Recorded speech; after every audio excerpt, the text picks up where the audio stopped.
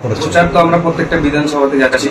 আজকে যেমন গিয়েছিলাম খড়গ্রামের অনেক কটা অঞ্চলে, ভালো সাড়া পাচ্ছি, ভালো মানুষ ভালোবেসে আসছে, খুব ভালো সাড়া পাচ্ছি। মানুষের কাছে বার্তা নিয়েছি আমাদের এই যে মুর্শিদাবাদের দুর্নীতি প্লাস পুরো পশ্চিমবঙ্গ ধরে দুর্নীতি, এই দুর্নীতি মুক্ত করতে চাই। জনগণ আমার সাথে আছে, তারা খুব ভালোবাসা দিয়ে আমাকে সাপোর্ট করছেন। এই দুর্নীতি মুক্ত করতে চাই।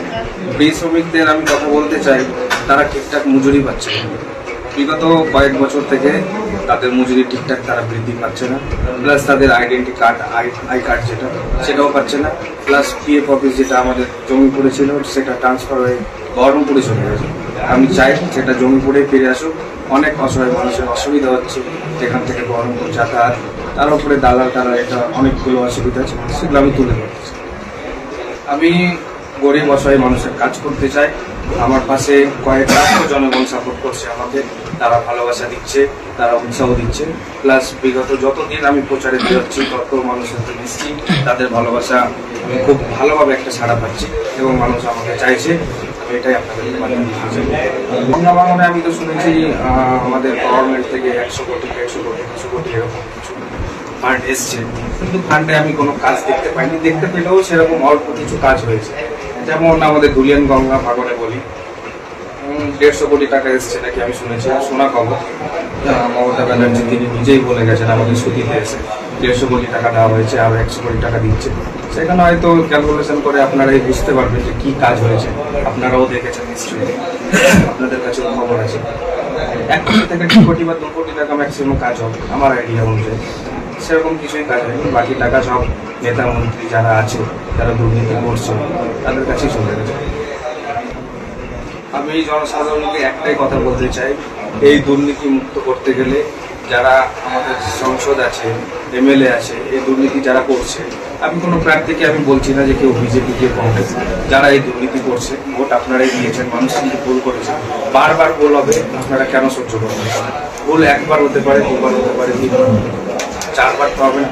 আপনারা সহ্য করে এসেছেন, অনেক ভালো আপনারা যে আপনারা এরকম একটা পর্যায়ে আসার পরেও তাদেরকে একটা জায়গা দিয়েছে। আর কতদিন সহ্য করবেন? আমি জনগণকে এটাই বার্তা দিতে চাই, যারা অন্ধভক্ত হয়ে আছে যে আমি এই প্রার্থী ওই প্রার্থী গভর্নমেন্ট কেউ খারাপ না, সবাই ভালো, সব প্রার্থী ভালো, তবে সঠিক মানুষকে আপনারা ভোট দিন। এটুকুটাই বার্তা দিতে চাই, যাতে আপনার ভোটটা দিয়ে আপনি কোনো কিছু তার কাছ থেকে হেল্প পান। জনগণ আমাকে চাইছে, ভালোবাসা দিচ্ছে। আমি চাই গরিব অসহায় মানুষের কাজ করতে। আমি কথা দিচ্ছি, কাজ করে দেখাবো। সেটা আমি ভোটে জেতার 1 থেকে 1.5 মাসের মধ্যে প্রত্যেকটা উন্নয়ন একটা করে আপনাদের সাথে তুলে ধরবো।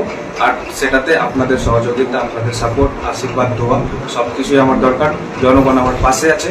আমি চাই আরও মুর্শিদাবাদবাসী, জঙ্গিপুর লোকবাসী আমাকে সাপোর্ট করুক, আমাকে ঠেলে দিক দিল্লিতে লড়াই করার জন্য।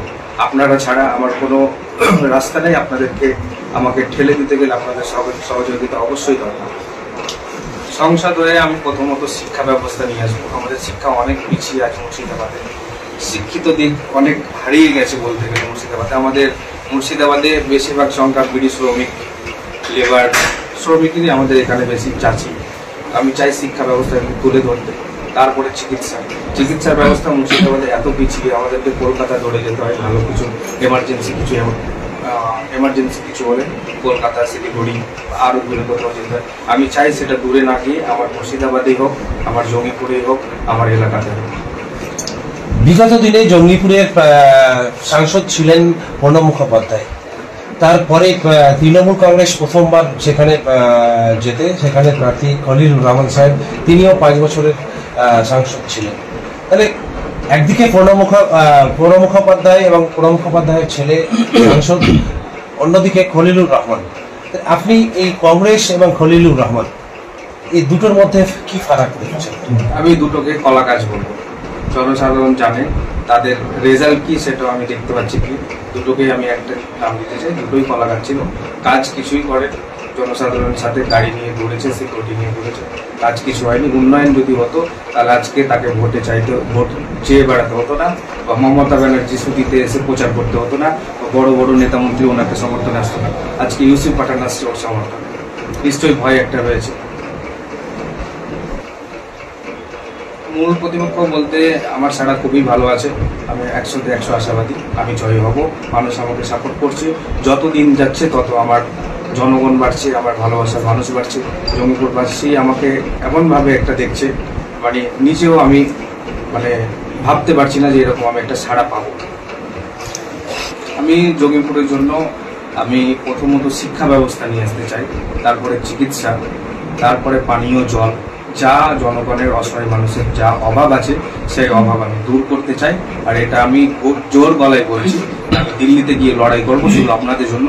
আর আপনাদের সহযোগিতা, আপনাদের সাপোর্ট অবশ্যই দরকার, না হলে আমি এগোতে পারবো না। আমি দিল্লিতে গিয়ে ঝড় তুলতে চাই, একটা ইয়াং তরুণ তুর্কি আমি সেই ঝড়টা তুলে দেখাবো এবং আমি দিল্লির লড়াইয়ে অবশ্যই সাকসেস হব। আর আপনাদের যা পাওনা, যা রোজ দিনে যা আপনাদের দরকার, যেটা আপনাদের অভাব হচ্ছে সেই জিনিসটা আমি তুলে ধরবো, সেটা আপনাদের কাছে পাইয়ে দিব। এটুকুটাই আমি বক্তব্য দিয়ে শেষ করব। আমি তো বললাম যে জঙ্গিপুরবাসীর জন্য, মুর্শিদাবাদবাসীর জন্য যা তাদের অসুবিধা আছে বা অভাব আছে সেই জিনিসটা পেরিয়ে দেবো। তার থেকেও বড় একটা জিনিস, পরিযায়ী শ্রমিক যারা আছে তাদের একটা কর্মসংস্থান ব্যবস্থা করে দেবো। সেটার জন্য আমি দিল্লিতে ঝড় তুলতে চাই, সেটা আপনাদের সমর্থনে, আপনাদের সাপোর্টে সেটা আমি একটা করবো। শ্রমিকদের জন্য লড়াই করেছি, আগেও লড়াই করব। দিল্লিতে আমার এটা ঝড় থাকবে।